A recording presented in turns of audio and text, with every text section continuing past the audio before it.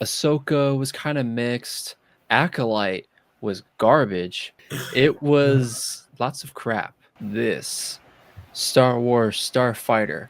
We have just got some great news that the composer has been revealed, which I know going into, and it's funny because we haven't talked about Star Wars yet on this podcast yet. And Star Wars for me, there was a time where I was super fond of it, but I mean recently in terms of the films, I mean, I don't even want to go into it, but with the recent trilogy and how divisive that was, divisive being a kind word, it was it just wasn't a great time. There were some great characters in there for sure, but in terms of seeing Star Wars in a direction that made people happy, that made people excited, it just didn't do it. So now we are met with director Sean Levy and in our lead actor position, Ryan Gosling, coming at us with Star Wars Starfighter coming in at the beginning of May 2027. We're getting a new foray into the world of Star Wars beyond the Skywalker saga, and I'm super excited for it because we got Sean Levy attached to this. Now, David, if you didn't know, since we were talking about Stranger Things earlier, Sean Levy directed many episodes of Stranger Things. So he knows a thing or two in terms of that light tone, or I wouldn't say light tone, but a dark tone with light elements around it, and bringing the fun to it, bringing the hype to it. He's the guy to take Star Wars in a new direction. And with this Star Wars Starfighter film, I'm very excited to see it. So we just got recent news that the composer has been announced for Star Wars Starfighter, which is Thomas Newman. So this comes to us from Deadline as Sean Levy is talking on a podcast, which is called On Film with Kevin McCarthy. And if you don't know Kevin McCarthy, he is a film pundit who works with I want to say Fox News in Washington. I could be wrong, but he works with one of the news outlets. He's their film guy who interviews lots of people and talks film on their channel. While he's on this podcast, he says, "I don't know if it's public, but it is Tom Newman. So now it is public. So yeah, I think we're breaking the news here. You don't understand. If you ask me to name my favorite scores, 5 of the top 10 are Tom Newman. Shawshank, Road to Perdition, Nemo, American Beauty. The guy's a maestro." He goes on to say, "And I was thinking about this movie and what I need the music to be because it wants to be sort of classically inspired. But no, it's not going to be remixes of Williams' cues. It may be inspired by some of that, but I knew that I needed a big hearted movie score from a composer who, like John Williams, doesn't shy away from themes." So, and it's funny because going into this, if you think of Star Wars music, John Williams is the guy. He's the man, the maestro to bring it all. So, hearing news that we have a new composer who's also had many Oscar nominations with a lot of films, who's very, very accomplished.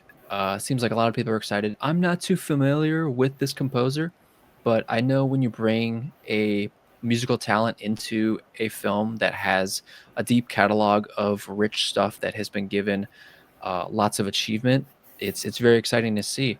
So, David, when it comes to Star Wars and the world of Star Wars, because I'm curious, because I know whenever I'm thinking about Star Wars, I have like a certain mindset in terms of where it's at, like in terms of my likability of it. Because I know with the films, it hasn't been great. With the shows, it's been spotty. I know with Andor, it's a lot of people love that. I haven't seen Andor, but for the most part, Star Wars is kind of at a very high divisive state at the moment. So, David, curious to hear your thoughts where you are with Star Wars. Yes, I was introduced to Star Wars as a young warthog. My father introduced it to me, probably was 10, maybe 11, watching the first movies. I know it was before episode 3 had come out because I remember my dad actually going to go watch episode 3. So Yeah, we're thinking, when did episode 3 come out? 2005? 2005. Yeah. Okay, so man, I saw them when I was, because I was before 7 years old, is I guess when I saw them then. Yeah. And I remember not being allowed to watch episode 3 because it was PG-13 for a little bit. Like I Mm, saw everything else. Episode 3, I had to wait. okay. Yeah. I remember liking those movies. I remember liking the prequels more. I guess like as I got older, people were like, "Oh, we hate the prequels." I'm like, "Why?" I don't know. I Yeah. liked them. I Right. and then I saw Clone Wars. I still haven't finished the Clone Wars that was like on Cartoon Network. I did watch that, and I actually watched the cartoon Clone Wars. It's like a 40, I think it's like an hour long, 45 minutes. And then when it was announced that like Disney was buying Star Wars and we were going to get more movies, I mean the hype was just through the roof for myself Mhm. and for everyone else because we hadn't had one in a while, and basically my whole life we hadn't really had one come out. I had never experienced a Star Wars release in theaters. Mhm. So going and seeing episode 7 was fantastic for me. It was amazing, right? And I Yeah. don't think I watched the prequels beforehand.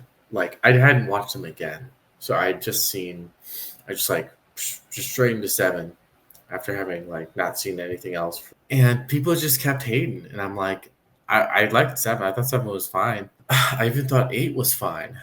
And then people were like, "Well, it was horrible," and I'm like, "Well, why?"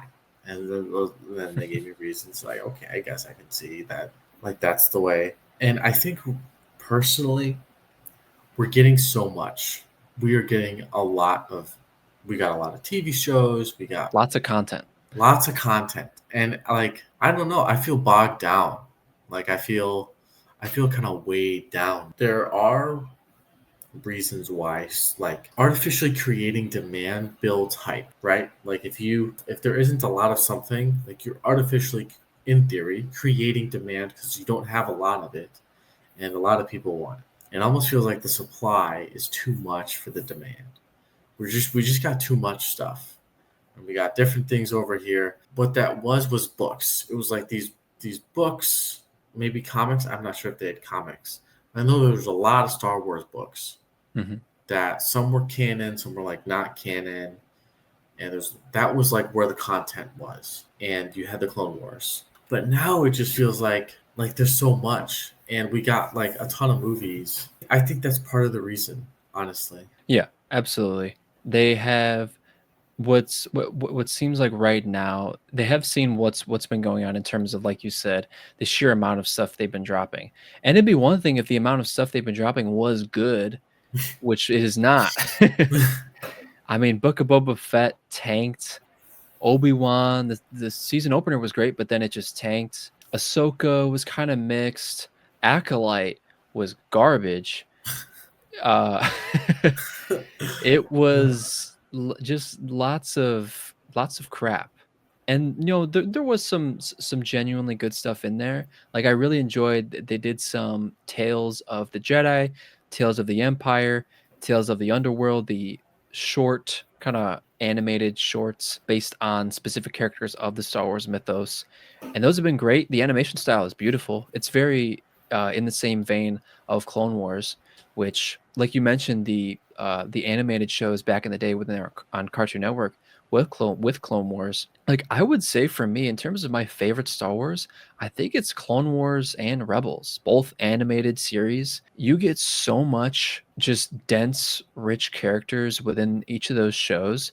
While Clone Wars is an anthology series during the Clone War time, and the way they shine the light on the clones themselves, giving them so much more character, giving them real personal stories, real human stories. It's a special thing to see, something that the films could never do. And you also get more context with Anakin and Ahsoka. Like that's where Ahsoka was born.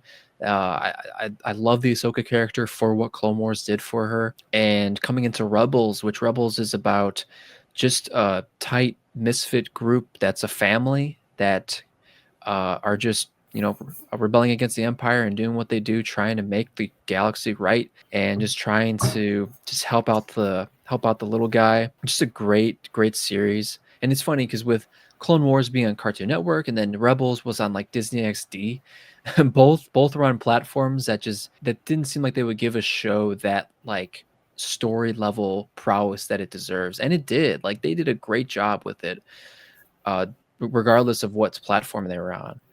And so we're seeing a lot of great animated stuff come from the Star Wars mythos. In terms of live action stuff, in my opinion, it's been super spotty. When I think of the original trilogy, I don't really come back to those. That's not what I would consider like my Star Wars in a sense. Like I do have an appreciation for those for what they did because without those we'd have nothing. Yeah.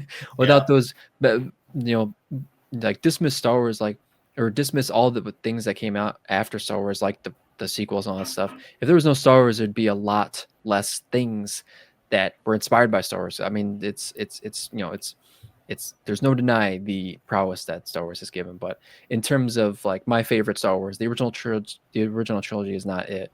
And the prequels, I enjoyed for the most part, and then the sequels, I enjoyed kind of for the most part.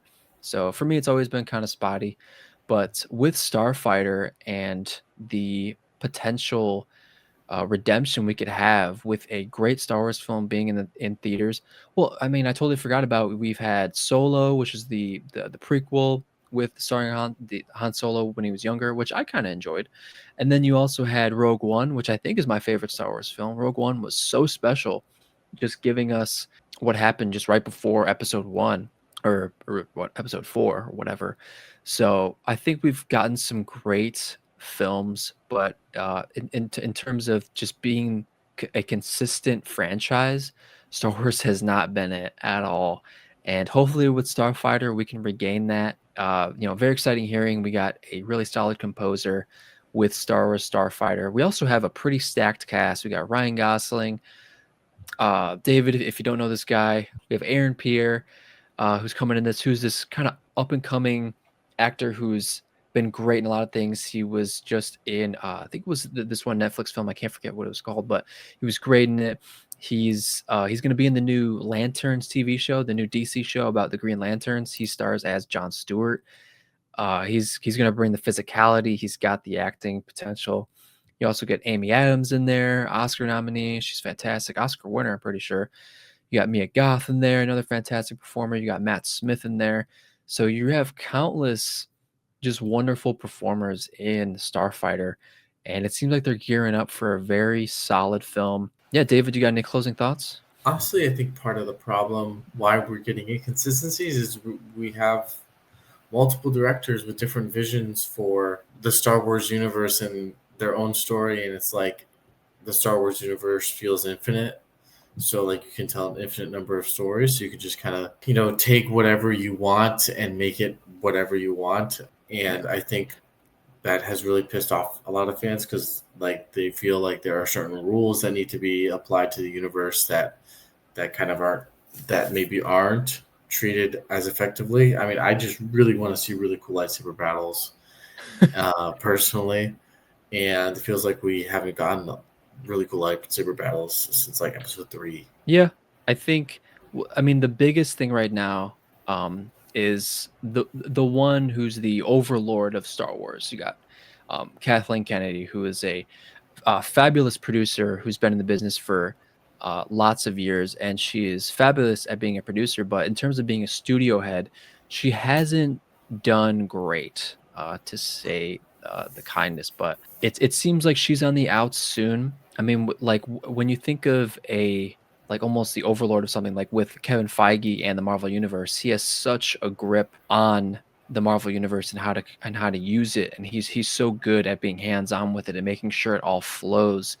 And I mean, like right now we are in like the roughest of the rough patch of the MCU, unfortunately, but that was because of things moving around within Disney in the past 5 years that was out of Kevin Feige's control. So we can understand there was a rough patch there with him, but that wasn't his fault, and there's nothing he could really do about it. But now he's back in control, and we're seeing, what next year with Avengers Doomsday, and even with this year, I mean, with Thunderbolts, a fantastic film, with Fantastic Four, people have seemed to really like that. Captain America: Brand New World, it was not good, but at least it wasn't like trash.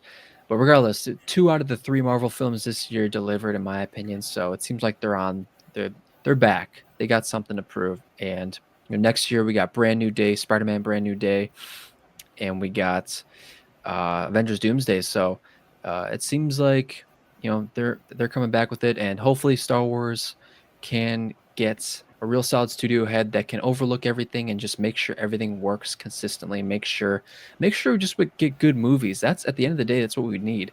Just good stories, good movies with fun, interesting, exciting characters that we can relate to in a sense, that we can root for, all the stuff that makes movies and TV shows great. So, let us know your thoughts on Star Wars Starfighter if you're excited for it. I know we are because we need Star Wars back in the theaters, and it's been over 6 years. That's not good.